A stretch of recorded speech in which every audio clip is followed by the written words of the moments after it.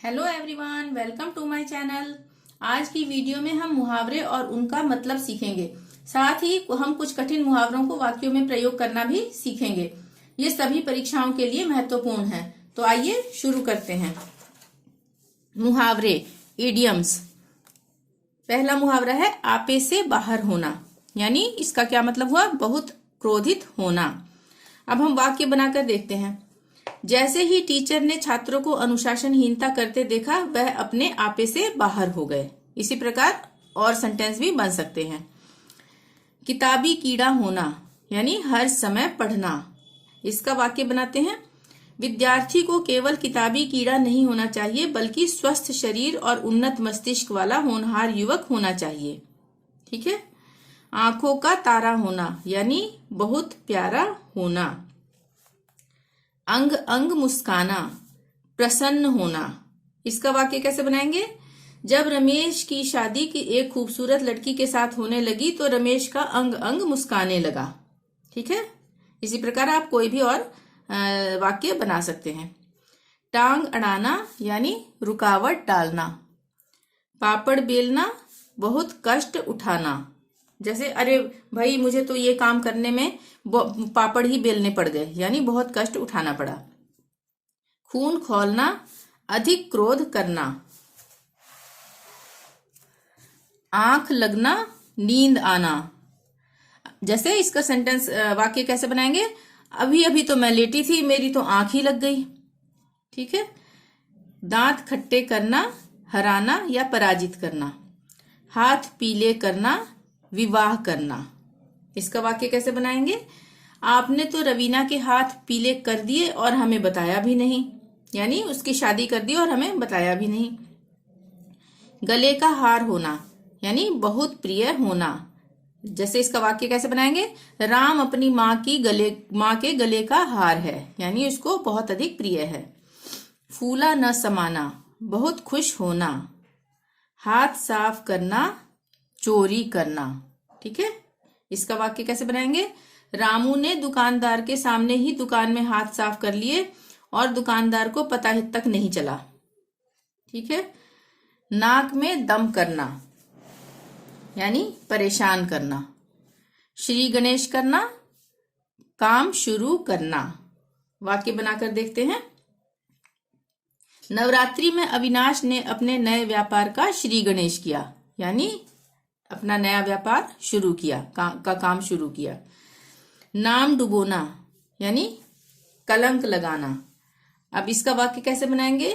मनोज ने पड़ोसी के घर में चोरी करके अपने माँ बाप का नाम ही डुबो दिया। ठीक है ना। चोरी करना अच्छी बात नहीं है ना।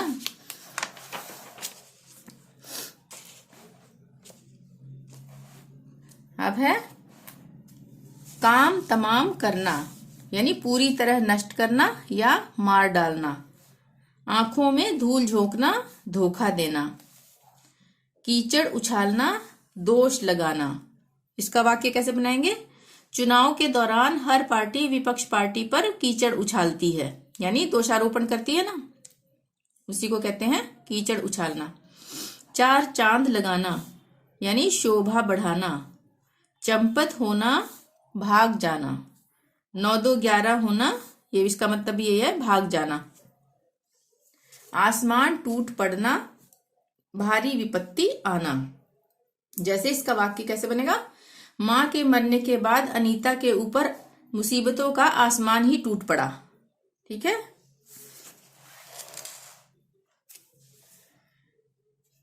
गुड़ गोबर करना, काम बिगाड़ना। अंगूठा दिखाना, समय पर धोखा देना। इसका वाक्य कैसे बनाएंगे? मैंने जब राम से कहा कि मुझे थोड़े दिनों के लिए अंग्रेजी की पुस्तक दे दे, तो उसने अंगूठा ही दिखा दिया। ठीक है। यानी समय पर उसको धोखा दे दिया। अंगारों पर लौटना, खतरनाक काम करना। ये अंगारों पर लौटना, इसका मतलब ये ऐसे नहीं होगा कि हाँ अंगारे बिछे हुए हैं और उस पर लौट रहे हैं, ऐसा तो नहीं होगा ना। इसका मतलब होगा खतरनाक काम करना। इसका हम सेंटेंस यानी वाक्य बनाकर देखते हैं। बिना अभ्यास किए अखाड़े में उतर जाना अंगारों पर लौटने जैसा है। ठीक है। खतरनाक काम करने जैसा है ना। अपना रंग जमाना, यानी प्रभावित करना।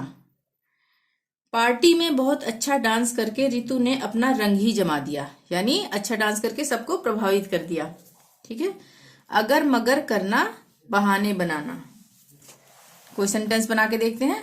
जैसे मैंने मैंने राम से अंग्रेजी की पुस्तक मांगी तो वो अगर मगर करने लगा, यानी वो नहीं देना चाहता था तो बहाने बनाने लगा। अगर मगर करना। अक्ल का दुश्मन, मूर्ख होना। ठीक है। उलट फेर होना, परिवर्तित होना। उलट फेर होना का वाक्य बनाकर देखते हैं। सत्ता में उलट फेर होने से कई नेता हाथ मलते रह गए। ठीक है।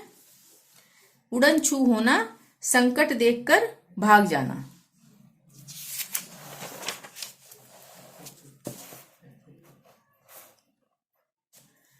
आग उगलना, कड़वे या कठोर वचन बोलना। इसका वाक्य बनाकर देखते हैं। जरूर कोई बात होगी, वरना बिना बात के कोई क्यों आग उगलेगा। ठीक है। अंगारे बरसाना, बहुत अधिक क्रोध करना। अरे क्यों अंगारे बरसा रहे हो, मैंने तो ऐसा कुछ भी नहीं कहा। ठीक है। औंधी खोपड़ी, मूर्ख होना या बुद्धिहीन होना। इसका वाक्य कैसे बनाएंगे। अरे ये तो औंधी खोपड़ी का है, इसे तो कोई बात समझ में ही नहीं आती, यानी मूर्ख है, इसको तो कोई बात समझ में ही नहीं आती है। कांटा बोना, परेशानी खड़ी करना। अखाड़े में आना, मुकाबले में खड़ा होना। अच्छा, और क्या है। अंडे का शहजादा, यानी अनुभवहीन होना, जिसको कोई अनुभव ना हो। इसका वाक्य कैसे बनाएंगे।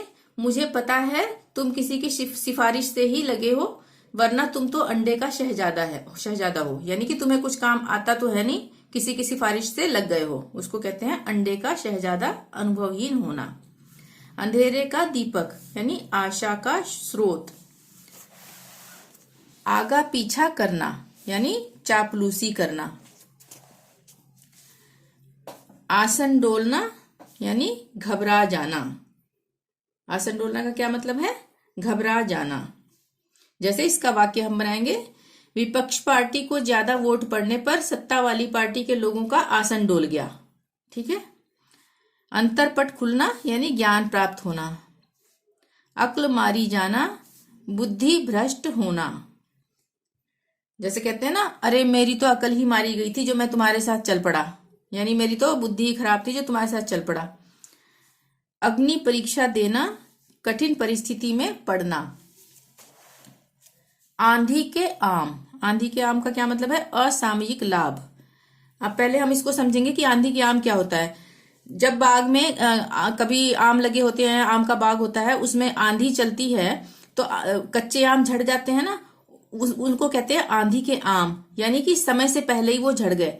तो माली क्या करता है, बाग का माली उन आमों को ले जाकर किसी गांव में या कहीं भी बेच देता है। जो लोगों को लोग खरीदते हैं वो उसका अचार डाल लेते हैं या कुछ भी करते हैं, किसी भी कारण से वो खरीद लेते हैं। तो समय से पहले जो लाभ हुआ, पके नहीं थे आम झड़ गए कच्चे, तो उन आमों को बेचकर उसको लाभ प्राप्त हुआ, उसको कहते हैं असामयिक लाभ।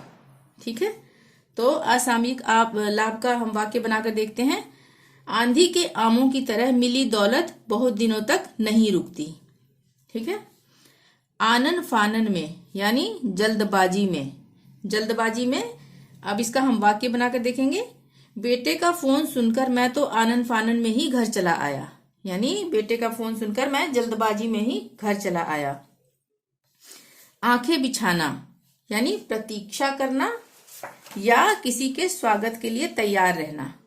कहते हैं ना, मैं तो तुम्हारी राह में आंखें बिछाए बैठा था, या मैं तो तुम्हारी राह में आंखें बिछाकर बैठी थी। ये इसका सेंटेंस इस प्रकार बनेगा। और किसी के स्वागत के लिए भी तैयार रहना, उसको भी कहते हैं आंखें बिछाना। ठीक है। आज के लिए इतना ही। वीडियो पसंद आई हो तो प्लीज लाइक जरूर करें। चैनल को सब्सक्राइब नहीं किया है तो सब्सक्राइब कर लें और अधिक से अधिक शेयर करें, जिससे अन्य हिंदी प्रेमी भी इसका लाभ उठा सकें। Thank you.